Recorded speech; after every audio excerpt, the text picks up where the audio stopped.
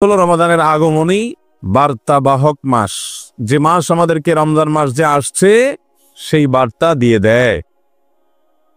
এই মাসে নবী করিম সাল্লাল্লাহু আলাইহি ওয়াসাল্লাম কি কি কাজ করতেন, সালাফ এবং পূর্বসূরীরা কি কি কাজ করতেন, কি আমল করতেন, একজন ইমানদার সেটাকে খুঁজে বের করার চেষ্টা করবে। শাবান এ মাস সম্পর্কে আম্মাজান আয়েশা রাদিয়াল্লাহু তাআলা আনহা তিনি বলেছেন, মা রাআইতু রাসূলুল্লাহি সাল্লাল্লাহু আলাইহি ওয়াসাল্লাম ইস্তাকমালা সিয়ামা শাহরিন কাত্তু ইল্লা ফি রমাদান ওয়া মা রাআইতুহু আকসারা সিয়ামান ফি শাহরিন ইল্লা শাবান আও কামা ক্বালাত। যার অর্থ হলো, নবী করিম সাল্লাল্লাহু আলাইহি সাল্লামকে আমি দেখতাম শাবান মাস যখন শুরু হতো, শাবান মাস ছাড়া গোটা মাস জুড়ে রোজা রাখার একমাত্র দৃষ্টান্ত এবং নজির ছিল তার জীবনে রমজান মাস। রমজান মাসে গোটা মাস ব্যাপী তিনি রোজা রাখতেন। আর রমজানের পরে যেই মাসে সবচেয়ে বেশি পরিমাণে রোজা রাখতেন প্রিয় নবী সাল্লাল্লাহু আলাইহি সাল্লাম, সে মাসটা ছিল শাবান মাস, যে মাসটা আমরা শুরু করতে যাচ্ছি। এই মাসটিতে নবী করিম সাল্লাল্লাহু আলাইহি সাল্লাম সবচেয়ে বেশি নফল রোজা রাখতেন, সবচেয়ে বেশি রোজা রাখার চেষ্টা করতেন। আর গোটা মাস জুড়ে রোজা, মাসের শুরু থেকে শেষ পর্যন্ত সবগুলো দিন সিয়াম পালন করা, এটা শুধুমাত্র নবী করিম সাল্লাল্লাহু আলাইহি সাল্লাম করতেন রমজান মাস। তো এই যে শাবান মাস, এই শাবান মাসটাতে নবী আলাইহিস সালামের জীবনে এত বেশি রোজা রাখতেন যে অন্য এক বর্ণনায় আমরা জানতে পারি যে কারণ নবী সাল্লাল্লাহু আলাইহি সাল্লাম ইয়াসুমু শাবানা ইল্লা কালিলা, তিনি গোটা শাবানের সামান্য কিছুদিন বাদে, সামান্য কয়েকটা দিন বাদে আর বাকি পুরা শাবান মাসই রোজা রাখতেন। তার মানে শাবান মাসের বেশিরভাগ দিনগুলো তিনি রোজা রাখতেন। আর যে দিনগুলোতে রোজা রাখার ব্যাপারে তার সুন্নাহ হলো, সেটা হলো শাবানের শুরু থেকে নিয়ে একেবারে শেষের দিনগুলোর আগ পর্যন্ত। শাবানের শেষার্ধে অথবা শেষ দশকে অথবা একেবারে শেষের দিনগুলোতে নবী করিম সাল্লাল্লাহু আলাইহি সাল্লাম সাধারণত রোজা রাখতেন না। এই মাসে নবী করিম সাল্লাল্লাহু আলাইহি সাল্লাম এত বেশি নফল রোজা রাখতেন, তার রোজা দেখে নাসাইর এক বর্ণনায় এসেছে, উসামা ইবনে যায়েদ রাদিয়াল্লাহু তাআলা আনহু একজন সাহাবী, নবী সাল্লাল্লাহু আলাইহি সাল্লামের অত্যন্ত আদরের সাহাবী, স্নেহের সাহাবী, বয়সে অনেক ছোট ছিলেন। সেই উসামা ইবনে যায়েদ রাদিয়াল্লাহু তাআলা আনহু তিনি নবী করিম সাল্লাল্লাহু আলাইহি সাল্লামকে একবার জিজ্ঞাসা করেছেন যে, আল্লাহর রাসূল, আমি আপনাকে এই মাসে সবচেয়ে বেশি নফল রোজা রাখতে দেখি, অন্য কোনো মাসে আপনাকে এত নফল রোজা রাখতে দেখি না, এর কারণ কি? কেন আপনি শাবান মাসে এত বেশি পরিমাণে রোজা রাখেন, রহস্য কি? তখন নবী করিম সাল্লাল্লাহু আলাইহি ওয়াসাল্লাম তার এই প্রশ্নের জবাবে বলেছিলেন যে, দেখো, আমি এই মাসে নফল রোজা যে রাখি, এর প্রথম কারণ হলো যালিকা শাহরুন ইয়াগফুলুন নাসু বাইনা রজব ওয়া রমাদান। শাবান এমন একটা মাস, যে মাসের দুই পাশে দুইটা গুরুত্বপূর্ণ মাস, মাঝখানে এই মাসটাতে মানুষ গাফলতিতে বসে থাকে, অলসতা করে, ইবাদত বন্দেগী করে না। শাবানের পরের মাসটা রমজান মাস, রমজান আসছে, তখন কোরআন তেলাওয়াত করব, তারাবি পড়ব, রোজা রাখবো, দোয়া দরুদ করব, অনেক আমল করব। এই আশায় শাবান মাসে আর তেমন কিছু করা হয় না, যে রমজান তো আসছেই, আমলের মাস, তখন তো করবই। এই জন্য শাবান মাসে মানুষ অলস থাকে। আবার শাবানের আগের মাসটা হলো রজব মাস, সেই রজব মাসে সম্মানিত 4 মাস হওয়ার কারণে এই মাসে পাপাচার থেকে বেঁচে থাকা ইমানদারের কাজ। যদিও আমাদের সমাজে আজকাল রজব মাস বা সম্মানিত যে 4টা মাস, সে মাসগুলা কখন আসে আর কখন যায় সে বিষয়ে আমাদের বেশিরভাগ মানুষের তেমন কোনো খোঁজ খবর থাকে না। তো এই শাবান মাস, এই মাসটিতে প্রিয় নবী সাল্লাল্লাহু আলাইহি সাল্লাম বেশি রোজা রাখতেন। কেন? তার প্রথম কারণ হলো যে তার আগের মাসটা সম্মানিত মাস, রজব মাস, আর পরের মাসটা হলো সাইয়্যিদুশ শুহুর, সকল মাসের সেরা মাস, শ্রেষ্ঠ মাস রমজান মাস।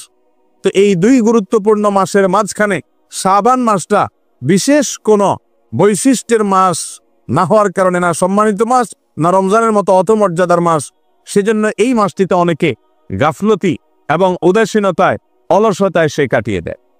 আর এজন্য মানুষ যে সময়টাতে আল্লাহর ইবাদত বন্দেগী না করে বরং গাফলতি করে, অলসতা করে, ওই সময় ইবাদতের একটা বিশেষ গুরুত্ব আছে। এই জন্য নবী করিম সাল্লাল্লাহু আলাইহি সাল্লাম এই মাসটাতে শাবান মাসে নফল রোজা রাখার জন্য বিশেষভাবে যত্নবান হতেন। হাদিসের এই অংশ থেকে আমরা জানলাম যে আমলটা সমাজের কোনো মানুষ করে না, সে আমলটা যদি আপনি করার চেষ্টা করেন, সে আমলটা যদি সমাজে আপনি জিন্দা করার চেষ্টা করেন, যে আমলের ব্যাপারে মানুষ গাফেল, মানুষ উদাসীন, মানুষ অবহেলা করে, মানুষ আত্মবোলা হয়ে থাকে, সেই আমলটা করার চেষ্টা যদি আপনি আমি করি, তাহলে অন্য সাধারণ আমল যেটা সমাজে প্রচলিত আছে ওইটা করার চাইতে অপ্রচলিত আমলটাকে করলে, সেটাকে সমাজের মানুষের মধ্যে প্রচলন দেওয়া, জিন্দা করা, মুর্দা সুন্নাত, যে সুন্নাত হারায় গেছে সেই সুন্নাতটাকে জিন্দা করার নিয়তে যদি আপনি আমল করেন কোনো আমল, তাহলে সাধারণ প্রচলিত আমলের চাইতে ওই আমলটা করার কারণে আল্লাহর কাছে সওয়াব এবং বিনিময় বেশি পাওয়া যাবে ইনশাআল্লাহ। ঠিক একইভাবে যে সময়টাতে মানুষ ইবাদত বন্দিগিতে বেশি একটা মাশগুল থাকে না, অবহেলা করে কাটায় দেয়, অলস থাকে, ওই টাইমটাতে আল্লাহকে ডাকার, আল্লাহর কাছে দোয়া করার একটা বিশেষ গুরুত্ব আছে।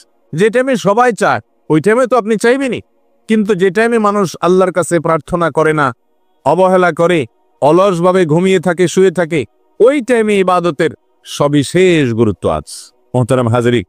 এই জন্যই ভোর রাতে তাহাজ্জুদের নামাজের সময় এলাকার সব মানুষ ঘুমিয়ে থাকে, ঠিক না বে ঠিক? ভোর রাতে তাহাজ্জুদের সময় মানুষ কি করে? নাকি সবাই ইবাদতে মশগুল থাকে? সমাজের খুব হাতে গোনা কিছু আল্লাহর প্রিয় মানুষেরা দাঁড়িয়ে আল্লাহর ভয়ে দাঁড়িয়ে যায়, খাউফান ওয়া তামাআ, আল্লাহর ভয়ে এবং আল্লাহর কাছ থেকে পুরস্কার পাওয়ার আশায়। এই মানুষগুলোর সংখ্যা সমাজে অনেক কম। তাহাজ্জুদ গুজার, ভোর রাতে উঠে তাহাজ্জুদ পড়নেওয়ালা মানুষের সংখ্যা সমাজে বেশি না কম? এই টাইমে বেশিরভাগ মানুষ যেহেতু শুয়ে থাকে, অলস ভাবে সময়টাকে কাটায়, ঘুমিয়ে থাকে, অবচেতন থাকে, এই জন্য এই টাইমে যদি কেউ উঠে দাঁড়ায়, যেহেতু দুনিয়ার আসমানে আল্লাহ রাব্বুল আলামিন নেমে আসেন, এই জন্য এই টাইমে কেউ দোয়া করলে, নামাজ পড়লে সে আল্লাহর যত নৈকট্য অর্জন করতে পারবে, অন্য কোনো সময় আল্লাহর ইবাদত বন্দেগী করলে, আল্লাহর কাছে দোয়া করলে, প্রার্থনা করলে এত বেশি নৈকট্য অর্জন করা সম্ভব না। কথা কি বুঝাতে পারছি? এই জন্য শাবান মাসের এই আমলটির গুরুত্ব কেন বেশি? কারণ এই মাসে মানুষ সাধারণত গাফেল থাকে, আর গাফেল থাকা মাসটাতে আপনার আমার প্রিয় নবী সাল্লাল্লাহু আলাইহি সাল্লামের সিরাত ছিল, তার জীবনী, তার জীবন আদর্শ ছিল যে তিনি এই মাসে নফল রোজা বেশি রাখতেন, যেহেতু মানুষ অবহেলা করে। একজন লোক, গরিব মানুষ, রিকশাওয়ালা মানুষ, অভাবী মানুষ, অশিক্ষিত মানুষ, তাকে সমাজের বেশিরভাগ মানুষ সাধারণত সালাম দেয় না। মসজিদের ইমাম সাহেবকে সবাই সালাম দেয়, খতিব সাহেবকে সবাই সালাম দেয়, নেতা সাহেবকে সবাই সালাম দেয়, মুরব্বী সাহেবকে সবাই সালাম দেয়, কিন্তু এই বেচারা রিকশাওয়ালাকে, গরিব মানুষকে, দিনমজুরকে, খেটে খাওয়া মানুষটাকে বেশিরভাগ মানুষ সালাম দেয় না। আপনি যদি সেজন্য ওই লোকটাকে আরো বেশি করে গিয়ে সালাম দেন, শ্রদ্ধা প্রদর্শন করেন, মহব্বত প্রদর্শন করেন, তাহলে এই যে অবহেলিত একজন মানুষকে গুরুত্ব দেওয়ার কারণে আপনি সাধারণ মানুষকে সালাম দিলে যে সওয়াব পেতেন, এই লোকটাকে সালাম দিলে তার চাইতে বেশি সওয়াব পাবেন ইনশাআল্লাহ। কথা কি বুঝাতে পারছি? এই জন্য আমাদের নবী করিম সাল্লাল্লাহু আলাইহি সাল্লাম শাবান মাসে বেশি বেশি নফল রোজা রাখার চেষ্টা করতেন। ভাইরা আমার, আমরা যারা এই মজলিসে আছি প্রত্যেকে নিজেকে একবার জিজ্ঞাসা করি, শাবান মাস আমাদের প্রত্যেকের জীবনে এসেছে, আল্লাহ হায়াতে বাঁচায় রাখলে আবারও আসবে। কারোর জীবনে 20 বার, 30 বার, 40 বার, এক একজনের জীবনে এক এক সংখ্যক বার এসেছে। যার হায়াত যত বছর, যার বয়স যত বছর, তার জীবনে এই মাসটা বছরে ততবার এসেছে, ঠিক না বে ঠিক?